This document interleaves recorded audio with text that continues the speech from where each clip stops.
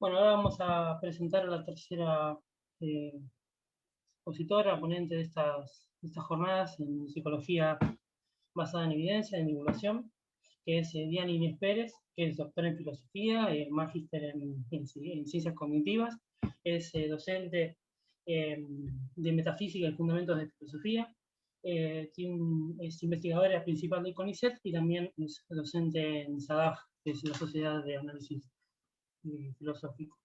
Y bueno, doctora Diana, por favor, te doy la palabra. Un honor. Bueno, fantástico. Muchas gracias. Muchas gracias por la invitación para estar con ustedes hoy en esta jornada, sobre todo en esta jornada especializada en ver miradas filosóficas acerca de la cuestión de la psicología basada en evidencia. El trabajo que les quiero presentar lo titulé Entre el cientificismo y el humanismo, apuntes para una psicología basada en la evidencia.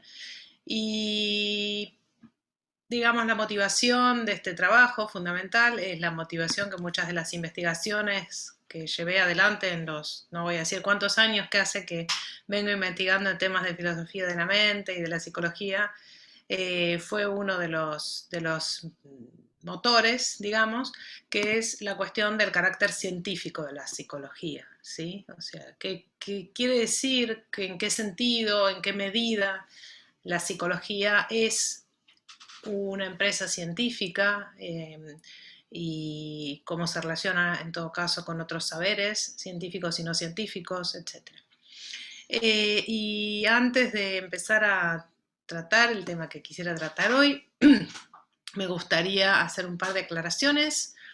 La primera es que en estas épocas en las que vivimos de fake news, influencers, etc., creo que es más importante que nunca reivindicar a la empresa de la ciencia como proyecto humano, una empresa científica, un proyecto humano, social, que nació en la modernidad hace más de 400 años, que tiene una comunidad de pares, que acepta verdades basadas en la evidencia, y ese proyecto, que como digo tiene 400 años más o menos, es un proyecto que le está permitiendo hoy a la humanidad enfrentar esta pandemia de COVID en la que estamos todos metidos, con un éxito comparativo con otras pandemias anteriores, la verdad que muy notable. Si pensamos que, por ejemplo, en la pandemia anterior, que suele mencionarse que es la de la gripe española, en 2 años murieron entre 50 y 100 millones de personas en el mundo, un mundo que tenía muchísima menos población que hoy y que además infectó a 1/3 de la población mundial, y comparamos estas cifras con las cifras que tenemos hoy a un año de iniciada la pandemia, donde tenemos a nivel mundial 2,5 millones de muertos, comparados con los 50-100 millones de hace un siglo, y muchísima menos cantidad que 1/3 de la población infectada, con una población obviamente muchísimo mayor y con una globalidad en las comunicaciones que hacen que la pandemia se haya diseminado por todo el globo muchísimo más rápido.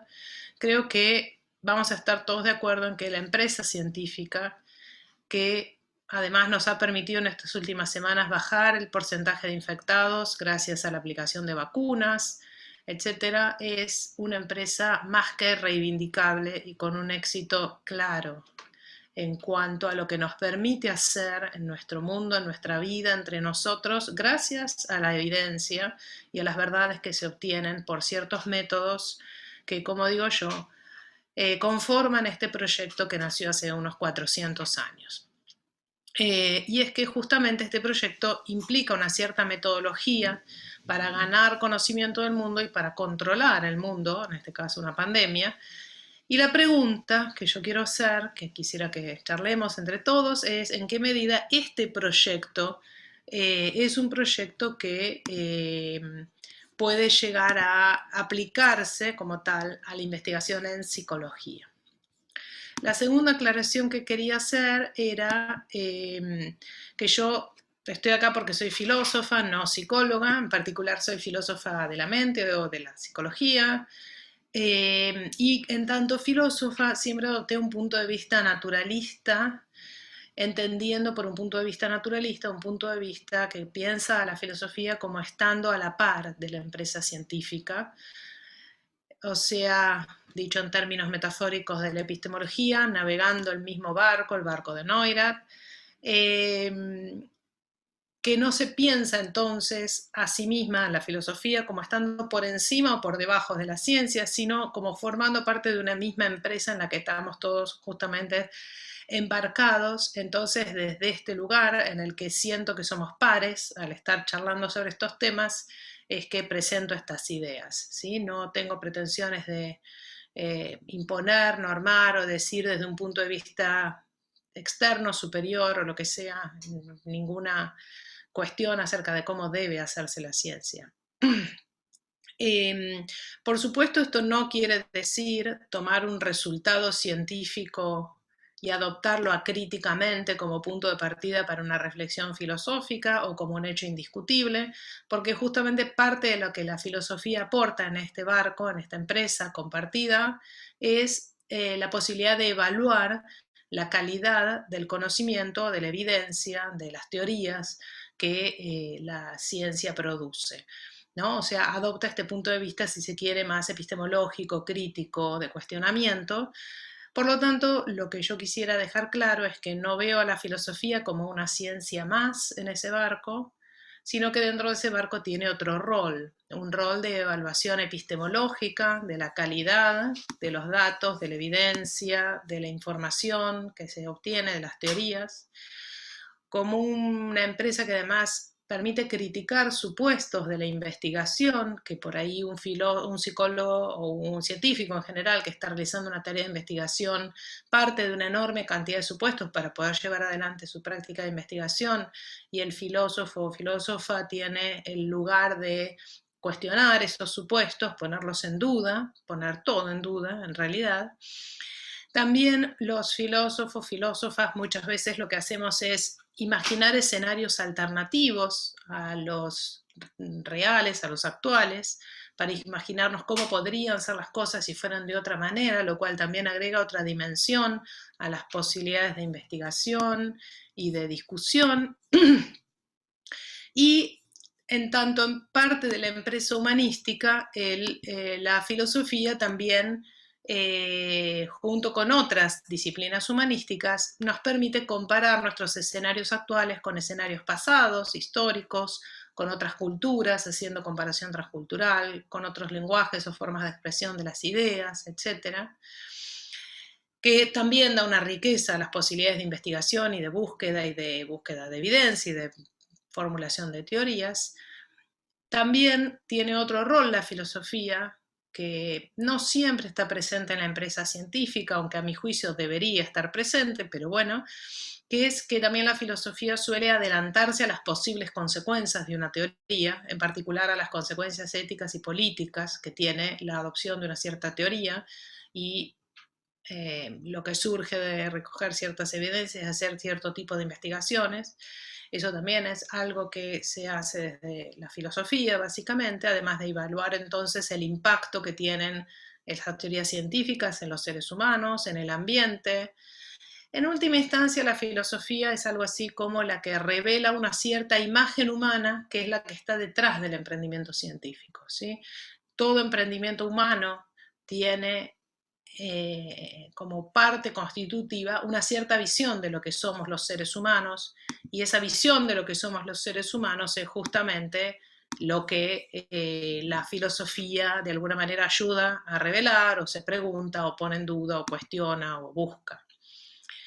Entonces, desde este punto de vista, como una filósofa que se piensa a sí misma como formando parte de esta empresa humanística, por eso lo de entre el cientificismo y el humanismo, pero también con una gran admiración y reconocimiento por esta empresa, la ciencia moderna, voy a hacer entonces el aporte que voy a hacer para la psicología basada en la evidencia.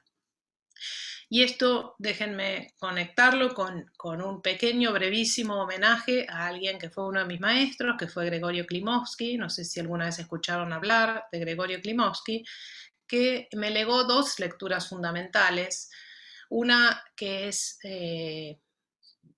bueno, muchas lecturas en el ámbito de la epistemología, de las ciencias en general y de las ciencias naturales en particular. Estoy pensando en Popper, que fue uno de sus máximos admirados como epistemólogos, y sin duda todos han escuchado hablar del método hipotético deductivo seguramente, y eso lo trajo Klimovsky trayendo lecturas de Popper, pero también Klimovsky me legó la lectura de otra cosa que quiero compartir con ustedes, que seguramente también conocen, y que es Oliver Sacks, ¿sí? Este neurocientífico, psiquiatra, médico, que escribió una serie de trabajos acerca de casos clínicos que nunca abandonaron ese punto de vista humanista respecto de la relación entre el médico y el paciente y la empresa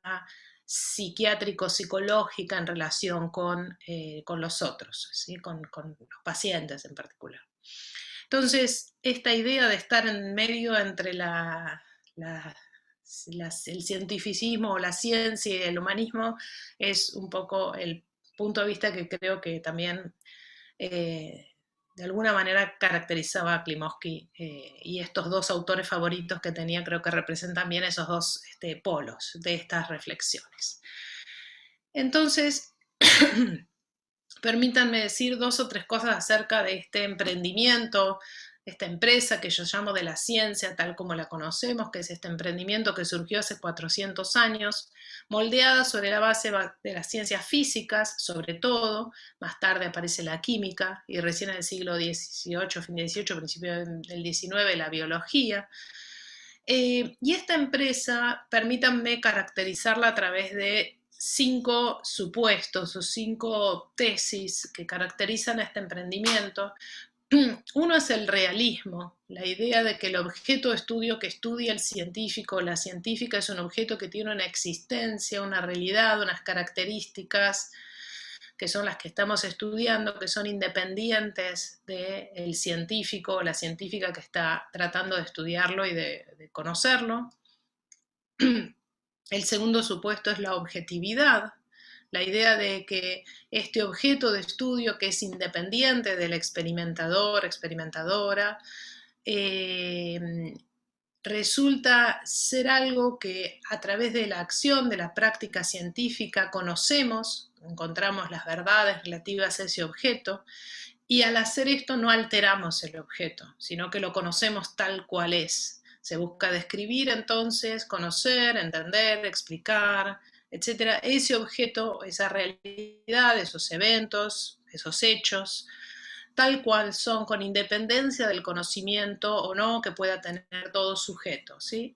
Es la idea entonces de que de alguna manera la empresa científica lo que permite es adoptar lo que los filósofos llamamos el punto de vista del ojo de Dios, ¿sí? Un punto de vista que está por encima del mundo estudiado, digamos así, que no es una apelación a Dios que tenga nada que ver con la religión, sino simplemente con la idea filosófica de que podemos ver el mundo desde un punto de vista en donde lo humano que tenemos no compromete al mundo al ser estudiado como lo estudiamos, sino lo cambia. Simplemente describimos, conocemos, explicamos lo que hay ahí. El tercer supuesto es el de la neutralidad valorativa, ¿sí? La idea de que la ciencia no emite juicios de valor, sino que meramente describe, explica, pero no emite juicios de valor acerca del mundo, ¿sí? Es una empresa descriptiva, no valorativa. El cuarto supuesto, y está relacionado pero no es idéntico al anterior, es la idea de que es una empresa, la empresa científica, de efecto neutro desde el punto de vista valorativo, desde el punto de vista ético, político, etc. ¿Sí? Al describir el mundo, esa descripción que proveemos no tiene efectos valorativos acerca del mundo, sino que en todo caso las verdades, el conocimiento que adquirimos con esta empresa científica puede ser usado por los seres humanos con ciertos propósitos específicos, ciertas aplicaciones que transforman ese conocimiento en un conocimiento aplicado, una técnica, una tecnología para cambiar aspectos del mundo, controlando la naturaleza en cierta manera, y en todo caso estas prácticas que se derivan de las verdades científicas, pero que no son inherentes a las verdades científicas, son las que podrían tener efectos morales, ¿no? Pensemos en cualquier cosa que todos sabemos respecto de la formulación de la teoría de la relatividad, por ejemplo, o la teoría atómica y la construcción de una bomba atómica. Uno podría decir, bueno, obviamente la empresa científica no es la responsable de la construcción de una bomba atómica y mucho menos de que se haya tirado una bomba atómica en Hiroshima. El conocimiento científico es conocimiento y como tal es neutro. El problema es que qué hacemos después los humanos con eso. Y el último punto que quería rescatar, y creo que este es el que más me interesa de alguna manera por la cuestión de la evidencia, es que, como decía yo, esta empresa científica tiene un cierto método, o métodos, podrían ser plurales, pero tiene una práctica, una forma de ejercer esa búsqueda de conocimiento que pone en un lugar central la experimentación, ¿sí? Entonces, la idea es que si queremos conocer el mundo, encontrar verdades acerca del mundo, tenemos que partir de ciertas hipótesis acerca de cómo se conectan ciertos aspectos del mundo, idear algún mecanismo que nos permita aislar ciertas variables de ese funcionamiento hipotético del mundo, y entonces controlar esas variables, de tal manera manipularlas, de tal manera de ver cómo funciona el mundo, cómo responde el mundo ante nuestra manipulación, ante nuestro control de variables, ¿sí? Entonces, necesitamos estas hipótesis que nos permiten identificar las variables relevantes en nuestro modelo, un modelo experimental que nos permite entonces aislar y manipular a voluntad estas variables, y entonces de esta manera logramos obtener evidencia, conocimiento, a partir de las formas en las que podemos controlar y manipular variables en el mundo para que el mundo nos hable, nos diga cómo funciona dadas ciertas condiciones. Y mi propuesta entonces sería que tratemos de pensar en qué medida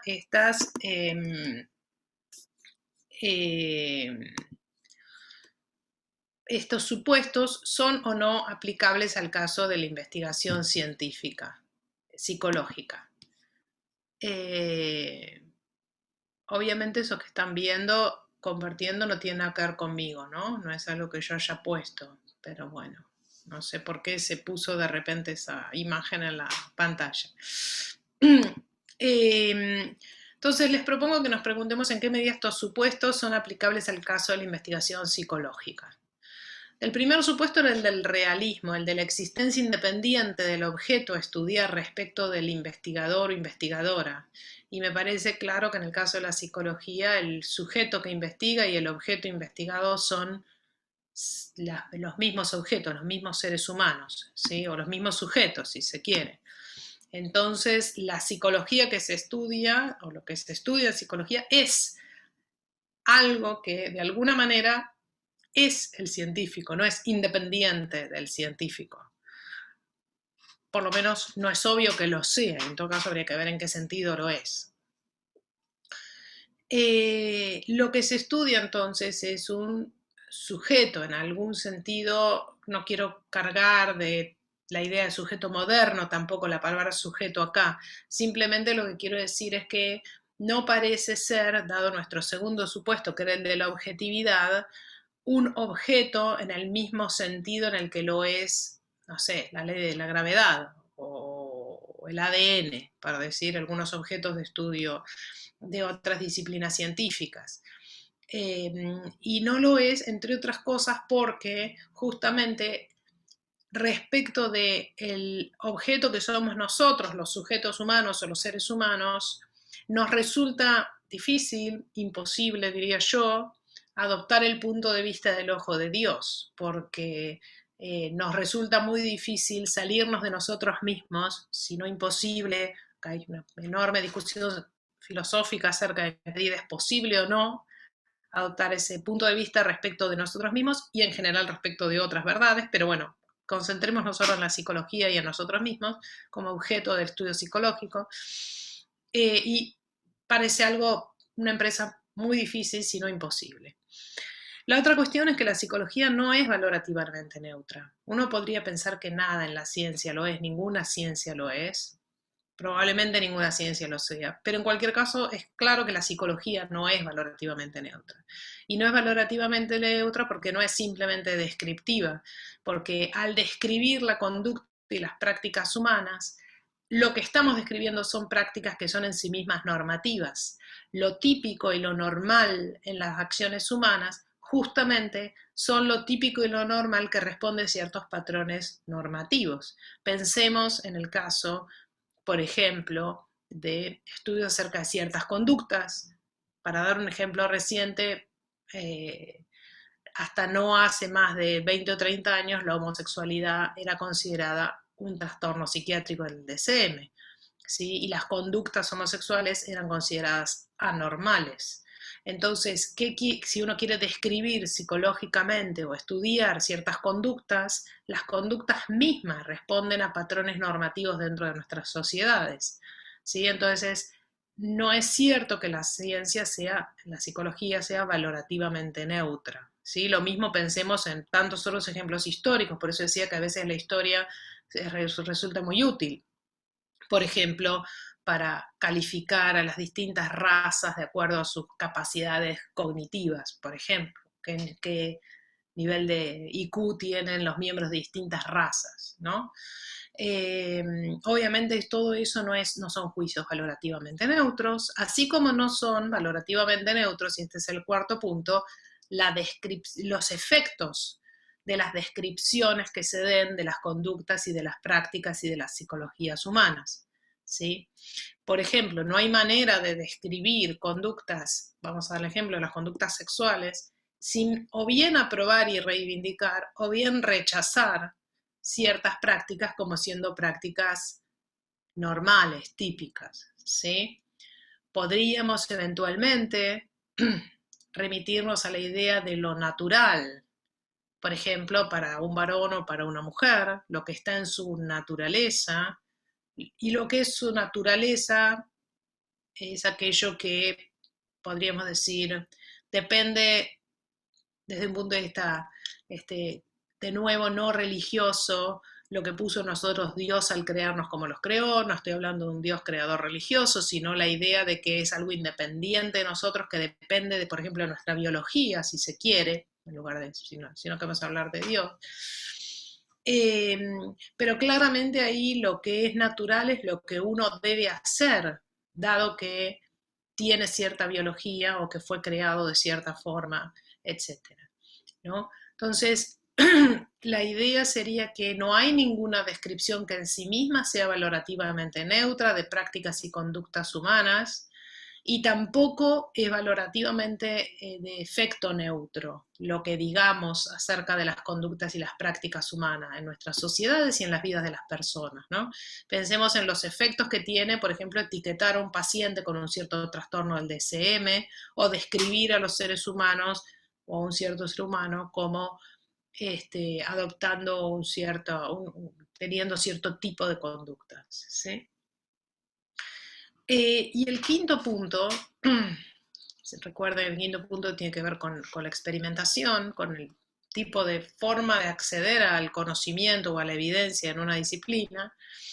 El problema básico es que para hacer experimentación necesitábamos hipótesis que incluyan todas las variables relevantes para poder además diseñar un modelo experimental que nos permita controlar esas variables para averiguar qué pasa. Y el problema es que seguramente no conocemos, y hay buenas razones para pensar que está muy lejos de nuestra capacidad cognitiva conocer todas las variables que están en juego en las acciones y conductas y prácticas humanas. Y además tenemos, creo, todos muy en claro de que hay muchas conductas y prácticas humanas y variables que entran en juego en las conductas y prácticas humanas que no podemos controlar. Y no podemos controlar, entre otras razones, por cuestiones éticas. Y seguramente hay una cantidad enorme de conductas que no podemos controlar. Déjenme brevemente ir ahora al lado del humanismo. Y esto tiene que ver con, de nuevo, las enseñanzas que yo creo que pueden surgir de las lecturas de Oliver Sacks, la idea de que la psicología, el conocimiento psicológico, psiquiátrico, está estrechamente ligado a la práctica clínica, cosa que por supuesto no pasa con la física, ¿sí? Entonces, tener conocimiento acerca del dominio psicológico está ligado estrechamente a las cosas que pensemos que podemos o debemos hacer en nuestra práctica clínica, psicológica o psiquiátrica, ¿sí? Entonces, no hay que olvidar nunca este aspecto que tiene que ver con las consecuencias muy inmediatas en la práctica clínica que el conocimiento que obtengamos psicológico tiene. Esto me lleva a una pregunta que también creo que es una pregunta muy importante para hacerse, que si ustedes lo piensan en términos locales de las 4 grandes áreas que tiene el CONICET en este momento incluye la psicología dentro de lo que serían las ciencias humanas o sociales. Pero la pregunta sería, bueno, pero ¿por qué no pensar que es parte de las ciencias naturales? Una parte tal vez un poco refinada de la biología, por ejemplo, o específica de la biología. ¿O por qué no incluir a la psicología dentro de la otra gran área que tiene el CONICET, que son las áreas de ciencias médicas y de la salud? Al fin y al cabo, sí, gran parte del conocimiento psicológico lo que se supone que nos permite hacer es mejorar nuestra práctica clínica, ¿sí? Incluso uno podría pensar, ¿por qué no pensarlo en términos de una ingeniería social, digamos así, sería otra opción posible. Entonces, el tema de cuál es el estatus científico, digamos, de la psicología, si es algo que entonces forma parte de cuál de estas grandes áreas, para decirlo de esa manera, es una de las cuestiones que creo que no podemos dejar de pensar.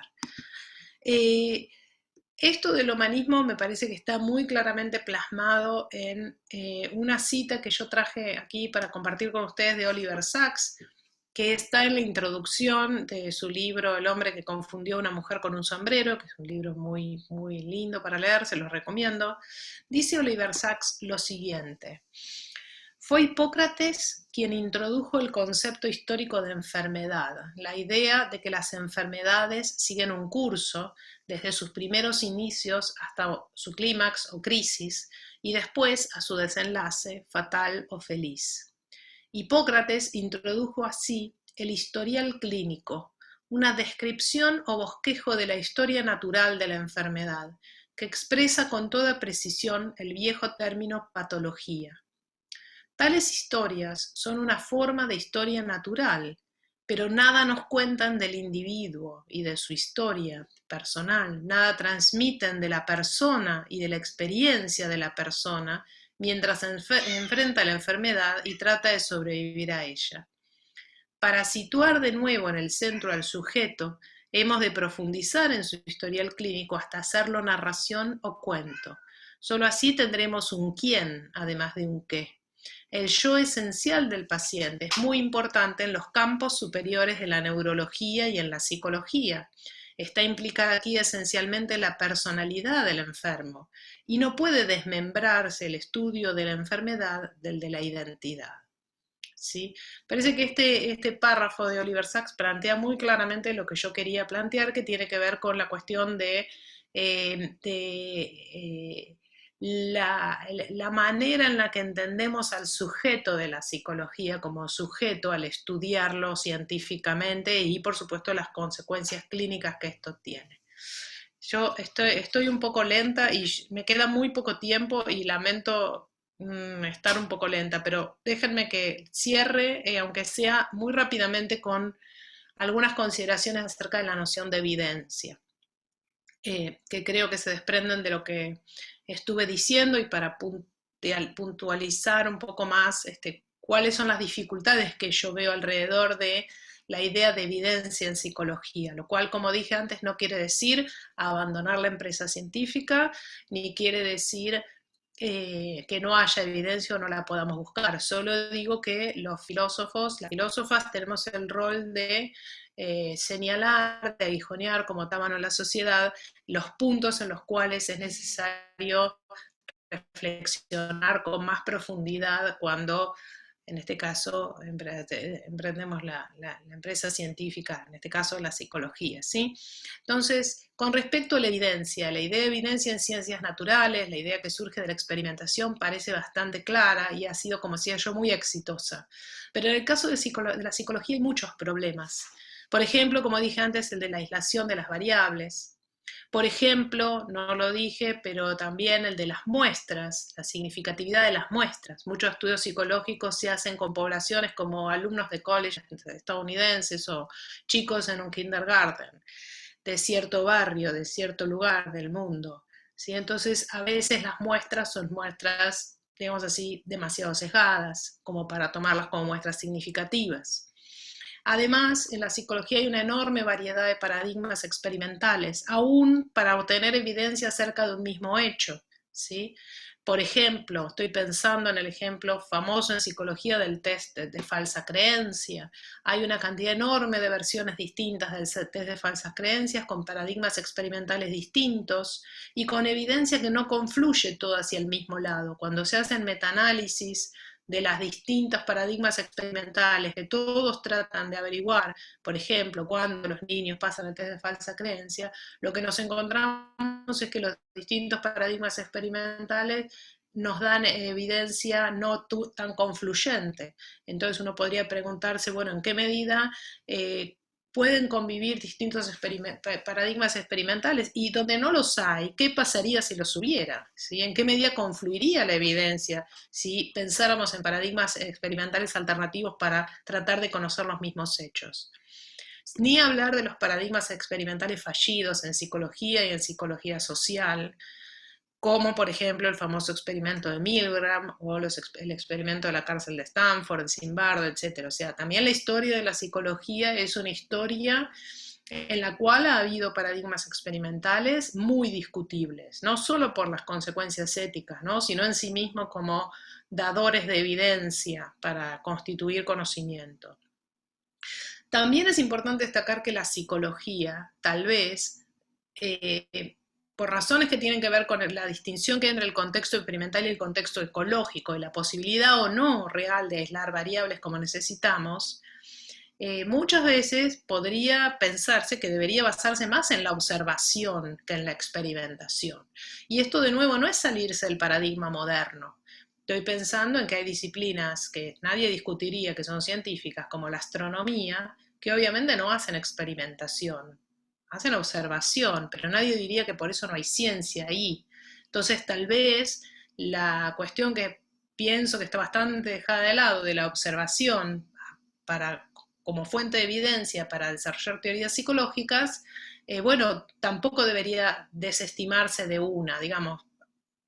Creo que debería ser considerado como también una fuente posible de evidencia y ver cómo se concilia eso con otros, como digo yo, paradigmas experimentales o paradigmas de obtención de evidencia.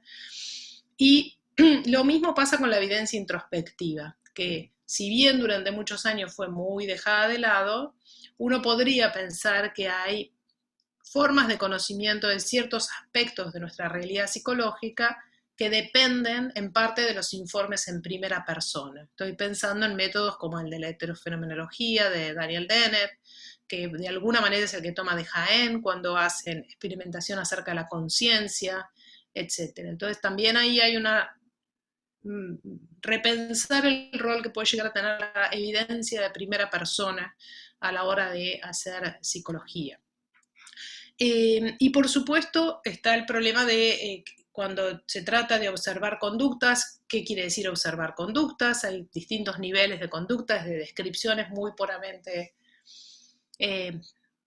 motoras, digamos, la conducta, hasta descripciones intencionales de la conducta. Entonces, ¿en qué registro, en qué nivel de descripción uno va a caracterizar la conducta que va a considerar evidencia para una teoría? También es un tema muy discutible y donde la filosofía también eventualmente puede colaborar. Así que yo lo que quería con todo esto era, y ya cierro, decir, me parece muy loable la empresa científica, me parece que la empresa científica tal como existe desde hace 400 años, aplicada a la psicología, tiene que repensarse por todas las cuestiones que estoy diciendo hasta ahora, y en particular la cuestión de la evidencia para tener conocimiento psicológico es una cuestión que por supuesto hay que valorar, pero que también es necesario que reflexionemos acerca de qué cuenta como evidencia, cuáles serían las fuentes de evidencia posibles, razonables, y qué tipo de evidencia en psicología. Así que les agradezco mucho el espacio que me dieron. Discúlpenme si me extendí un poco con el tiempo, pero bueno, es un tema que me apasiona y espero no haber sido ni aburrida ni de haber hecho demasiadas obviedades.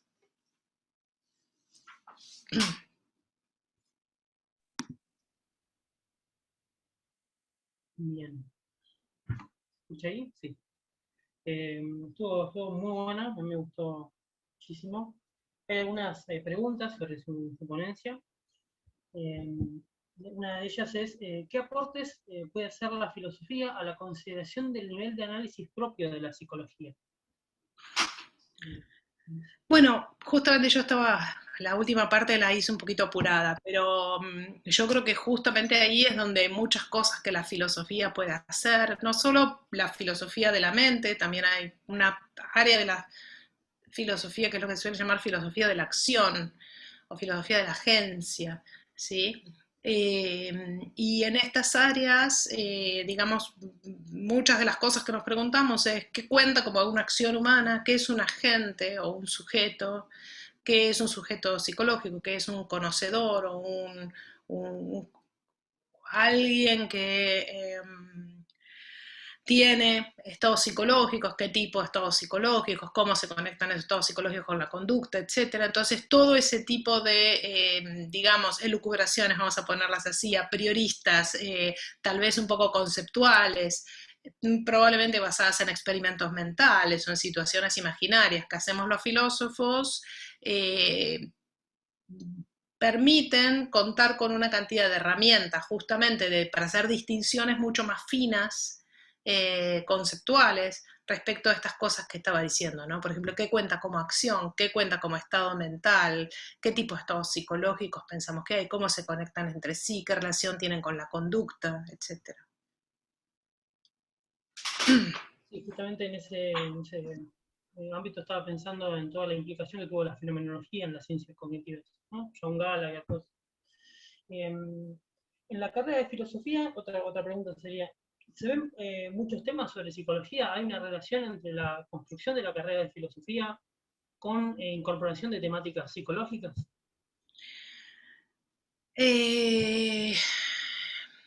A ver, yo diría que hay distintas cuestiones. Por ejemplo, hay sin duda influencia de ciertas corrientes psicológicas en ciertos pensadores contemporáneos. Estoy pensando en el rol que un Freud o un Lacan puedan tener para la filosofía continental o la filosofía francesa, etc.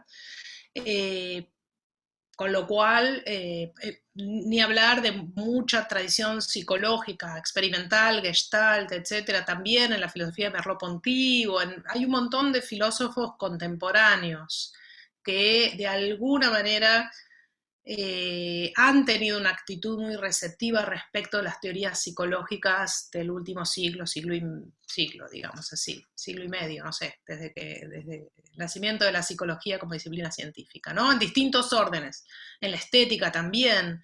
Entonces, si bien yo no creo que haya, o sea, no hay una materia que sea filosofía de la mente, yo la he dado como optativa alguna vez, pero no es una materia del plan de estudios.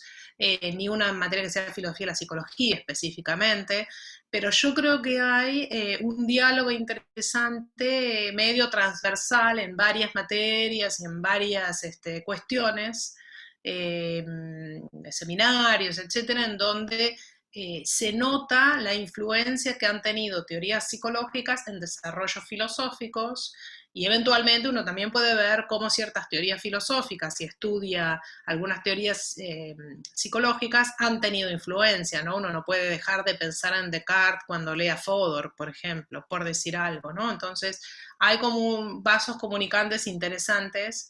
Y por otra parte, la pregunta acerca de la naturaleza humana es tan vieja como la filosofía. Entonces, si uno quiere ya Platón estaba hablando, o Aristóteles, de las partes del alma. Entonces, depende de cómo uno entiende la psicología, el estudio de la naturaleza humana es psicología, digamos, visto a lo largo de la historia de la filosofía, quiero decir, ¿no? Sí, muy, muy claro, sí. Sí, sí, bueno, nosotros en MPC tenemos un grupo de filosofía, un grupo de estudio de filosofía, y en este tramo del grupo de estudio nos estamos dedicando a filosofía de la mente. Estamos Ah, tocando, bueno, la vez pasada tocamos el conductismo filosófico, por ejemplo, pero bueno, vamos por etapas. cualquier dato que necesiten, no duden en escribirme o contactarme, que les paso lo que necesiten. Buenísimo, muchas gracias. Em, ya es más una cuestión de índole de las temáticas que le interesa, pero ¿cuál sería el problema, cuál el problema filosófico de la psicología que le parece más apasionante? De la psicología como disciplina científica, o sea, como digamos, de esto que tiene que ver con lo que yo decía respecto de la reflexión que un filósofo puede hacer acerca de la psicología como empresa científica. Claro, o puede ser algún problema filosófico que la investigación psicológica desprende, digamos, como por ejemplo el problema de la conciencia o cosas por el estilo. Ok, bueno, la verdad es que el tema del cual me estuve ocupando en los últimos, no sé, 15 o 20 años y que en realidad yo creo que el tema que a mí más me interesa es el de cómo nos relacionamos los seres humanos unos con otros como entendiéndonos los unos a los otros como seres con mente, o sea, lo que sería teoría de la mente o mind reading o que digamos, la posición que yo defiendo es a lo que llamamos perspectiva de segunda persona. Pero bueno, tiene que ver con esto, con cómo surge nuestra comprensión del otro como alguien con mente, qué quiere decir esto, en qué medida esa forma de interacción que tenemos con otros seres humanos depende del entendernos de esta peculiar manera, como seres que tienen estados psicológicos, qué tipo de estados psicológicos son los que en nuestra vida cotidiana reconocemos en los otros y por lo tanto nos ayudan a interactuar y a entendernos o a no entendernos a veces, que sería lo que tiene que ver con lo que yo llamaría la psicología folk, con los conceptos psicológicos folk, ¿sí? Para mí ese es el tema, digamos, donde hay mucha posibilidad de diálogo entre lo que la psicología, sobre todo la psicología del desarrollo, hace, por ejemplo, eh, y la filosofía, y bueno, no sé, a mí me parece un tema súper importante tratar de entender cómo nos entendemos los seres humanos unos con otros. Creo que es básico además para mejorar nuestras sociedades y llevarnos un poco mejor. Muy bueno. Bien, aquí hay otra que me parece que va en consonancia con un poco lo que dijo al final, el tema de los paradigmas, estos enfoques paradigmáticos en psicología y las implicaciones filosóficas que tiene.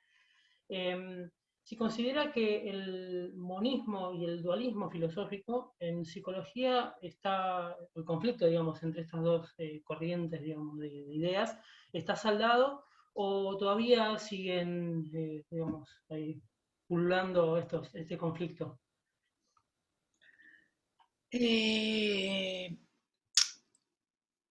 la verdad es que depende cómo se plantee la cuestión del monismo y o sea, digamos, no quiero ponerme en maestra ciruela, pero digamos, hay una forma de plantear la cuestión que es metafísica, tal vez en el mal sentido de la palabra, relacionado tal vez con ciertas convicciones religiosas o morales muy profundas que uno puede tener, donde me parece que el conflicto no está saldado en general, o sea, hay grandes científicos que a pesar de ser grandes físicos, han sido grandes defensores de la existencia de Dios, aunque también pensaban que el Big Bang había sido el origen del mundo, pero no dejaban de pensar que Dios había tenido algo que ver con eso. Y lo mismo pasa con quienes estudian la conciencia y consideraciones religiosas acerca del alma, por ejemplo, ¿no? Entonces, hay ahí un aspecto de esta pregunta tuya que tiene que ver con este tipo de convicciones muy básicas humanas que no dependen del adoptar como profesión la ciencia y ser un científico de profesión, que yo creo que están en juego ahí, que hacen que en ese sentido no esté saldada la cuestión de ninguna manera. Y hay otro sentido que me parece para mí el más interesante de tu pregunta con respecto a la psicología, y es si el monismo y el dualismo no se entienden en ese tono metafísico religioso, si no se entienden más bien en términos metodológicos o en términos incluso conceptuales, en qué medida el lenguaje de la psicología puede ser un lenguaje eh, completamente expresable en términos no psicológicos, naturalistas, biológicos, lo que uno quiera. Esa discusión tampoco está saldada de ninguna manera, porque me parece que todavía sigue habiendo quienes creen que el lenguaje de la psicología debe en algún sentido reducirse al lenguaje de otras ciencias más básicas, la biología, la neurología, neurociencias, lo que ustedes quieran, depende de cada quien. Y hay mucha gente que cree que no, que el lenguaje de la psicología es un lenguaje irreductible y que para hacer una teoría genuinamente psicológica no podemos abandonar ciertas formas de comprensión o precomprensión cotidiana que tenemos de lo que es una mente humana, ¿no? Y una conducta intencional o una acción intencional. Entonces, me parece que ese otro tema que para mí es el filosóficamente más interesante tampoco queda saldado. O sea, creo que es un tema todavía vigente y muy importante. Sí, estoy de acuerdo, es muy interesante eso. Y bueno, aquí tengo otra pregunta también. ¿Cuál cree que sean las implicaciones, incluso, no sé en qué sentido lo está preguntando la persona, pero tal vez sería interesante reflexionar los diferentes sentidos, tal vez político, moral o incluso epistemológico, de no reflexionar acerca de las concepciones filosóficas que acarrea la psicología? De vuelta, insisto, ¿no? Filosofía de la mente o incluso cuestiones de conocimiento, se me ocurre. Eh, ¿Qué tipo digamos, de implicaciones tendría no reflexionar acerca de ello? Y yo creo que es, como yo decía, o sea, la parte que recogía Oliver Sacks y hablé del humanismo y de la historia clínica y de las patologías psiquiátricas y qué sé yo, creo que es una consecuencia muy inmediata del conocimiento psicológico, neurocientífico, etcétera, la aplicación clínica. Y la aplicación clínica tiene grandes cuestiones éticas involucradas, ¿no? Como la explicación clínica del conocimiento biológico para las ciencias médicas, ¿no?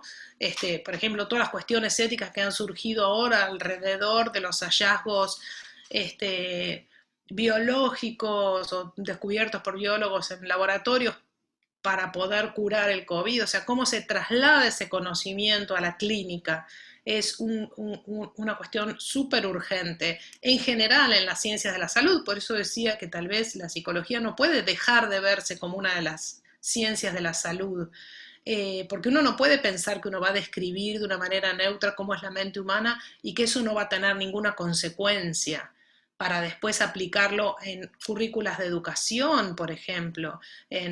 No digo solamente para el caso de la patología clínica psiquiátrica, también en la vida cotidiana, o sea, por ejemplo, en asistencia social, en la escuela, ¿no? En qué medida el conocimiento que tenemos, por ejemplo, acerca del desarrollo cognitivo en los niños debe o no influir en las formas en las que se arma la currícula en los niveles iniciales de la educación. O sea, yo creo que para mí es clarísimo que el conocimiento de la psicología y de la mente humana y de la acción humana tiene consecuencias prácticas muy inmediatas y por eso es que resulta para mí muy importante que cualquiera que se dedique a la investigación en psicología o en neurociencias no pierda de vista esta cuestión acerca de los supuestos respecto de cómo nos estamos pensando como seres humanos, qué pensamos que es mejor o peor para nosotros, qué normatividades nos están atravesando. Seguramente, sé que estuvo Danila antes, seguramente las normatividades de género ya las estuvieron escuchando en la charla anterior, así que no voy a abundar sobre eso, pero así como están esas normatividades atravesando nuestra práctica de investigación en psicología, también hay muchas otras normatividades. Por ejemplo, ¿cuál es el desarrollo normal en un niño? O sea, ¿por qué en segundo grado tiene que hacer X y en cuarto grado tiene que hacer Y? Y si un nene no llega a eso, entonces tiene un trastorno de desarrollo, ¿sí? Bueno, yo creo que todo ese tipo de consecuencias son tan inmediatas y tienen un impacto tan fuerte en los seres humanos y en nuestras sociedades que me parece que es imperioso que los que hacen, la gente que hace investigación en psicología, neurociencia, etcétera, no pierda de vista este costado humanista que es esta pregunta crítica por lo que uno está haciendo, ¿sí?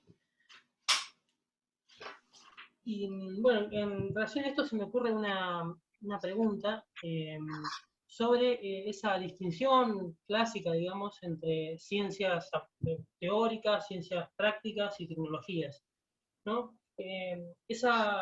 Digamos, esa distinción se vería perimida en el ámbito de las ciencias sociales o en de las humanidades, como estaba tratando de enfocar a la psicología, digamos, en una se vería, digamos, aniquilada en ese punto o podría seguir haciéndose esa distinción? Yo por eso empecé por el lado de la idea de la ciencia moderna de que el conocimiento científico era una idea de Klimovsky también, por otro lado, que la ciencia es neutra y que en realidad son los usos de la ciencia lo que pueden ser buenos o malos. Y yo creo que está claro que en el caso de la psicología la ciencia no es neutra valorativamente porque involucra normatividades propias de nuestras prácticas y de nuestra psicología y además, entonces, los efectos que puede tener la aplicación de esos conocimientos ya de alguna manera involucran estar tocando esas normatividades de alguna manera y uno no puede dejar de preguntarse si las formas en las que uno quiere alterar el mundo cuando quiere aplicar el conocimiento psicológico ahora al mundo son buenas o malas desde el punto de vista ético, político, moral, social, en fin, ¿no? Para la humanidad en su conjunto y para el ser humano particular en el caso de la clínica que tenemos enfrente, ¿no? Entonces, yo diría que está bastante claro que en el caso de la psicología no es neutra, ni, valora, ni en cuanto a lo que el objeto de estudio, a lo que describe, ni tampoco respecto de las consecuencias que tiene eso, ¿no? Bueno, en fin, eso es un poco lo que estaba tratando de argumentar o de presentar cuando decía en qué medida esta idea de ciencia moderna, ese proyecto se puede aplicar tal cual a la psicología. Lo cual, por supuesto, no quiere decir que la psicología sea lo mismo que leer una novela y entonces quien hace psicología escribe una novela. No estoy diciendo de ninguna manera eso. Lo que estoy diciendo es que hay que ver cómo se aplica y qué cambios hay que hacer, qué ajustes. Y yo creo que es esencial ahí la mirada. No digo que los filósofos tengamos que estar metidos en cada eh, proyecto de investigación, que sería una fuente de trabajo muy interesante para nosotros, pero sí por lo menos que el mismo psicólogo adopte este punto de vista de crítico, de reflexivo, filosófico y se pregunte qué estoy haciendo, cuáles son las consecuencias, qué supuestos que no me doy cuenta están detrás de lo que hago, por qué considerar que esto es normal o típico y no aquello otro, por qué este conjunto de individuos y no otro, qué pasa si lo hago en otra cultura, qué pasa si lo hago con otro grupo etario, que con otras identidades exogenéricas, en fin. Eh, Todas esas preguntas me parece que hacen que mejore en el fondo la práctica psicológica y la evidencia que se recoge. Bien, y creo que bueno, es la última pregunta, a menos que alguien más ponga otra. En relación también a lo que venía hablando, ¿hay algún tópico o teoría o investigación actual que le dé esperanzas a usted en relación a este proyecto que usted está planteando, digamos, de una psicología, digamos, de una elucidación de la psicología que no sea basada, digamos, en esa idea de la ciencia moderna, sino en una cuestión más, menos tan epistemológica, menos popperiana, digamos, ¿no? Eh, sí, o sea, digamos, yo creo que hay mucha gente que hace psicología que está atenta a estas cuestiones. O sea, por ahí yo estoy un poco haciendo tal vez una discusión con un, como decimos nosotros, un muñeco de paja, ¿no? Por ahí ningún psicólogo está ajeno a estas preguntas y probablemente todos los psicólogos tengan algo de filósofos adentro, ¿no? Porque quieren conocer la naturaleza humana y seguramente muchos leen literatura y leen filosofía y leen otras fuentes que no son la evidencia que sacan del laboratorio para reflexionar o hipotetizar o lo que sea. Así que, nada, yo no terminé de decirlo porque me pareció que ya estaba abusando de ustedes con la exposición, pero lo último que había notado era en qué medida uno puede pensar que hay progreso en el conocimiento psicológico, ¿no? Que por supuesto hay una discusión enorme acerca de si hay progreso en ciencia en general, ¿no? Pero en el caso de la biología, para decir así, el caso que yo daba del manejo de la pandemia hoy comparado con hace 100 años, está claro que hay un progreso, porque el éxito se mide en que hay muchos menos muertos y muchos menos contagiados y vacunas para mucha gente mucho más rápido. Entonces es evidente que ahí hay un éxito, o el hombre llegó a la luna o lo que sea. Entonces, hay casos en los cuales el éxito, el progreso es bastante claro, ¿no? Entonces uno podría decir, bueno, pero ¿y en psicología qué contaría como, o sea, qué tendríamos que qué tendríamos que encontrar para decir que hoy nuestro conocimiento psicológico es mejor que hace 100 años, ¿no? Bueno, yo soy optimista, o sea, creo que sí, que a pesar de todas estas dificultades que yo cuento, hoy sabemos más acerca de la mente humana que lo que sabíamos hace 100 años, muchísimo más. En muchos terrenos hemos llegado a tener consensos acerca de algunas cuestiones, acerca de cómo funcionan nuestras mentes y cómo funcionan, eh, no sé, el ejemplo que a mí se me ocurrió será porque yo he trabajado con gente de psicología del desarrollo y me parece evidente, o sea, hoy hay un consenso creo casi indiscutible respecto de lo activos y lo conectados con el mundo y la cantidad de conocimiento que tienen del mundo y de los seres humanos que los rodean y qué sé yo, los bebés recién nacidos o en los primeros meses de vida, ¿no? O sea, hasta hace, no sé, unos cuantos años, 20, 30, 40 años, se pensaba que un bebé era lo más parecido que hay a, no sé, a una ratita durante los primeros meses de vida, porque en realidad no hacía más que llorar, gritar, comer y dormir. Y hoy, si vemos lo que se sabe en psicología del desarrollo, acerca del desarrollo del primer año de vida, nos damos cuenta que en realidad el bebé nace con una curiosidad enorme, que sabe hacer muchas cosas, que aprende rápidamente a hacer mucho, que discrimina lenguaje natural de lo que no es lenguaje natural, el lenguaje materno de lo que no es el lenguaje materno, discrimina rostros, discrimina, o sea, es capaz de reconocer y de hacer una cantidad de cosas que hace 30 o 40 años pensábamos que los bebés no hacían. Entonces uno podría decir, bueno, sí, o sea, en el fondo la psicología está aportando conocimiento y realmente hay ámbitos en los cuales uno puede decir que la psicología progresa, ¿sí? En el sentido de tener más conocimiento disponible, incluso para ser, hacer mejor lo que hacemos en el mundo, ¿no? Cómo tratamos a los bebés o a los niños, ¿sí? Excelente. Bueno, no vi ninguna pregunta más, así que bueno, si, no sé, si alguien más tiene alguna pregunta, hable ahora o calle para siempre. Y si no, bueno, la- ya le hemos quitado también mucho tiempo, me parece, así que estuvo muy interesante, a mí me gustó mucho. Y no, muchas gracias, Diana, y esperemos contar con usted para unas próximas jornadas o para cualquier otra cuestión. Por supuesto, un placer, un gusto la invitación y quedo en contacto para lo que necesiten. Mi correo es completamente público además, así que si alguien quiere escribirme, hacer alguna consulta o lo que sea, les agradezco muchísimo la invitación. Muchas gracias a usted. Hasta luego. Hasta luego.